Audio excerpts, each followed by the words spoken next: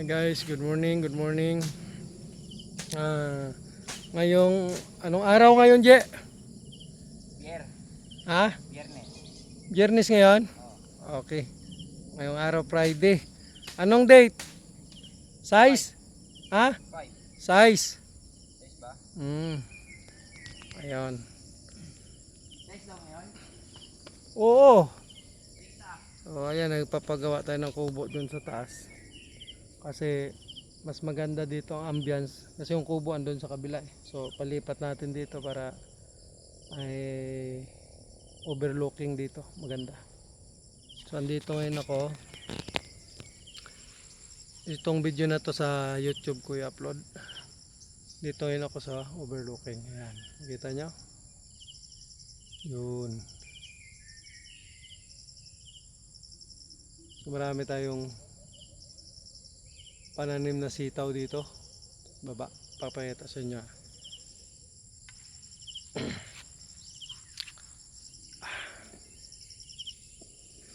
Alolo. Ito kasi yung tinagawa kong baston.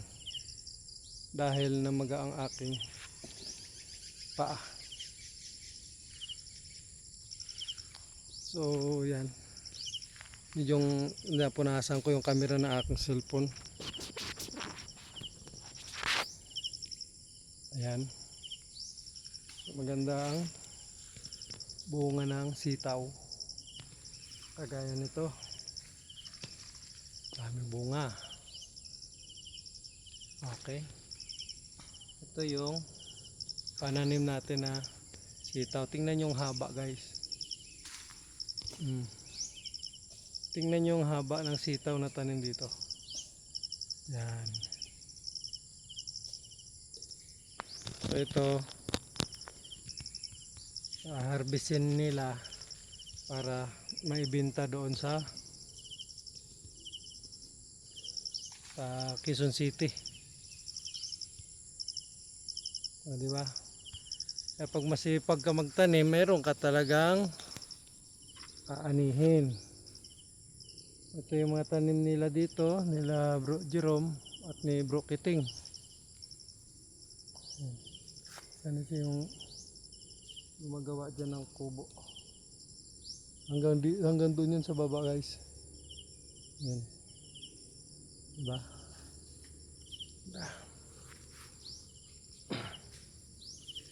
Ito kasi mga dragon fruits yan yung poste. So may mga poste. Dragon fruits to. So dahil bagong tanim pa yung dragon fruits, tinaniman muna ng sitaw. Okay. Tapos dito, dito nagpapalinis kami dyan para dyan magpagawa ng kubo dahil overlooking, diba? So upo muna tayo dito dahil masakit ang aking paa.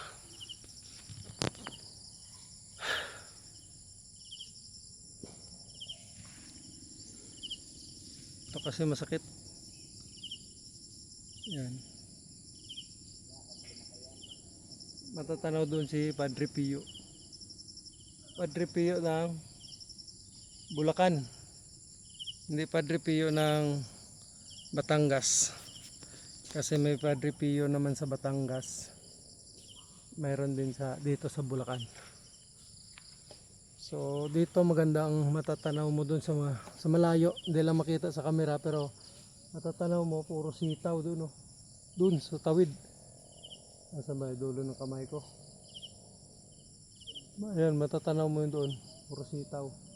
Saka yun din doon, oh. Sitaw, kamuting kahoy, mais. Mga pananim nila. Iba-iba. So itong mga kalamansi na malalaki sa likod, mataas na kasi. Ay ipaputol natin yan. Ayan, oh. Para pagputol, so tutubo ulit siya. Siyempre hindi naman papatayin. Puputulin lang dyan sa mga hanggan dyan. Yan. Para pag sumanga siya, tubo. So mababa na siya. maabot mo na yung bunga. Eh ito kasi matataas. Kailangan mo sungkitin o kaya akyatin. Kasi matanda na itong mga sitaw dito. Sitaw. Kalamansi. So yan, pinatanim natin yung kagaya niyan. Patanim yun, dragon fruits. Bagong tanim lang yan. Medyo sumasakit yung aking paa. Ay. Ayun, may makita ako doon puno siya. Parang alam mo yung sa Japan yung cherry blossom. Ganon. Ang tawag niyan sa amin sa probinsya ay ano, yung dap-dap. Pag namulaklak siya, ang ganda. Ganda ng bulaklak ng.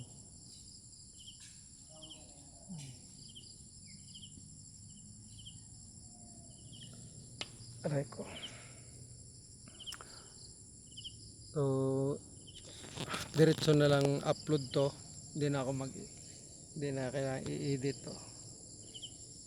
Kasi wala akong i-upload na sa YouTube. Marami akong video na pwedeng i-upload pero tinatamad ako mag-edit. Kaya yung cellphone ko na to puno ng video. Kaya lang wala akong time mag-upload. So ganyan gagawin nyo guys. Pag may lupa kayo, so taniman nyo. Hindi naman yan dumudugo ang lupa para lang pag hinukay mo dudugo, wala. Ano lang, kaya masipag ka magtanim para meron kang aning katulad nito, sitaw. Diba? Daming bunga. So, pira yan pag inharvest siyempre. Ba. So, sa mga farmers natin dyan sa probinsya, tanim kayo. Kahit anong gulay. Mas maganda itanim nyo gulay para mas madaling harvestin.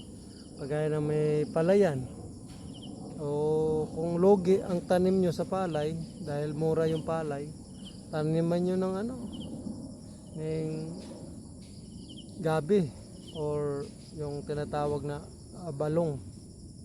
So ang abalong di mo kailangan niya na alagaan masyado. Damuhan mo lang yan, linisan, okay na yan. Linggo-linggo harvest ka ng kanyang takway o binta mo sa palengke. Yung paklang no na magulang na, tanggalin mo, ibilad mo, gawin mong laing, walang tapon yun. Kasi magtanim ka ng palay, ang tagal-tagal nun, diba? Maganda yun sa palay kung malawak ang palayan mo tapos hindi siya inaabot ng baha, okay yun.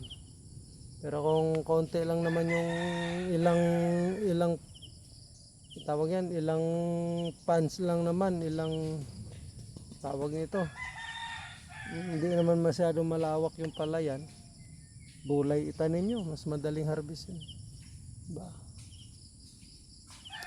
So ayan, papahinga ako, sila muna, sila yung may mga tao naman tayo dyan nagtatrabaho, lilinis at saka gagawa ng kubo. Ako kasi hindi ko kayang tumulong muna kasi masakit yung aking paa. Ito, maga pa. Kaya nagpagawa nga ako ng saklay. O ayan, maraming salamat. Bye bye.